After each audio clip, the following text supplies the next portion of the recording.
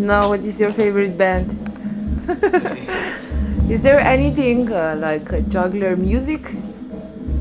Does that exist? We were talking about it, so maybe. Okay, it's a good start. Yeah. If there is any juggling music, there are lots of music that are lots of songs that are used in many routines. But yes, many people repeat the music a lot. There is some music that works better with the juggling, and normally if the music is powerful, it works better. What do you think? Do you think there's a juggling music or jugglers music?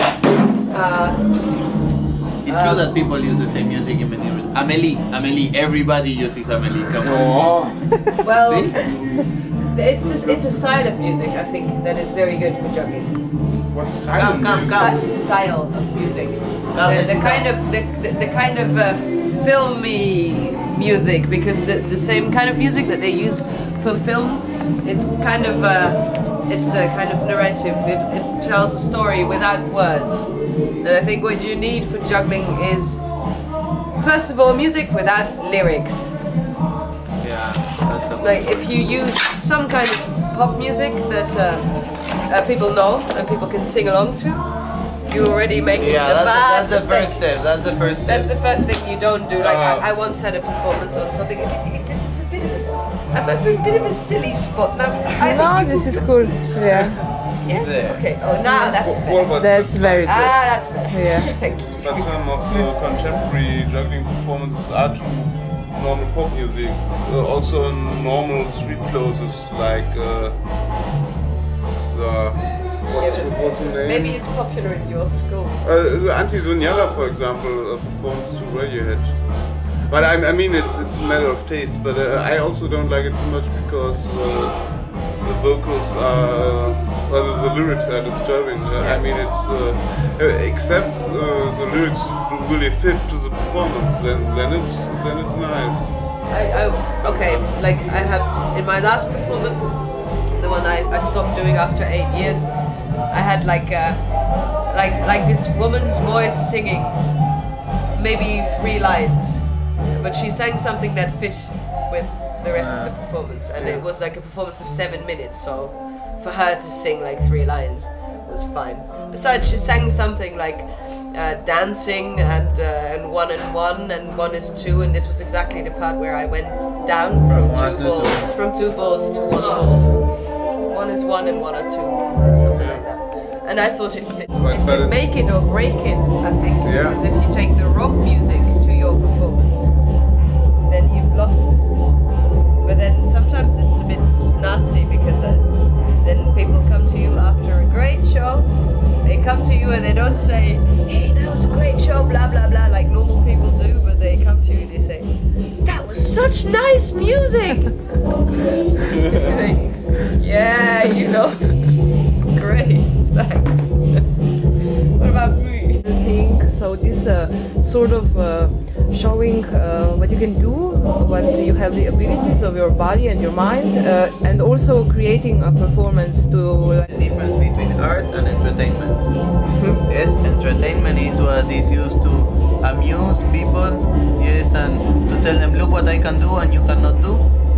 And the difference with art is you are trying to express something through objects. You have a feeling or an idea that you want to tell, can also be a story, and that is maybe what you saw or what you felt. There was something else than just only tricks. And I don't think the word correct is technique. Technique is just a way of how to do things, and it's how you can repeat a movement in time, solid, yes, so with no mistakes, and with economy of energy and economy of movement. So it's not technique, it's you can only do tricks, or you can also add something to the tricks, an idea, an emotion, a feeling. Yeah, so we saw some of that tonight. How long do you have to practice? Depends how many hours you practice. Yeah. But a lot. Is there any recipe? Yes. Yeah. Practice and passion. Okay.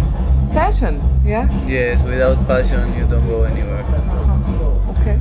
Yeah, but it's not obsession, you know? Because you can have obsession, it's good, it lasts. You know, I still train and it's very powerful. Yeah. But if you focus also on training with a good method and in a good way and in developing what you're doing, you get to do performances. If not, you just train like crazy and you go inside your own world, and it's like painter. You know, you can paint and have a technique and then develop something, or you can just stay and do millions of things inside your own world. Yeah. There is this saying in Slovenia. It sounds like via de la moestra, and in translation in English will be like a practice makes a master. So would you agree with this? Or it's maybe other way around? Okay, first of all, it's a European saying because it exists in all the European languages I know. Well, I don't know about Spanish. Übung macht den Meister. You speak Spanish? Practice makes perfect in English. Oh, okay. And in Dutch. Perfect practice makes perfect. Perfect practice makes perfect. Yeah, that's what I would say, because you can practice, yes. You take things literally, yeah. I study philosophy. Oh shit! Oh, there we go. Exactly. Good one. Okay. No, but yeah, it's you can practice a lot. You know, you practice a lot too, and you cannot do perfect. But if you do perfect practice, you do perfect. It's very easy. If you really train what you have to train, you won't drop. I train too many things. I am really experimental. I don't use more than 80% of the tricks I know. If all that training I would have put it in the tricks I do in my show, I probably won't drop. Ah, that's what. Yeah, I understand. Really? How many tricks you can do? What you do in your show is what? 5% of what you do? 10? No, maybe 20 or 30. No, I'm not sure. I can do much more. Now ask any circus performer. They cannot do so much more. Yeah. Really, They can't do.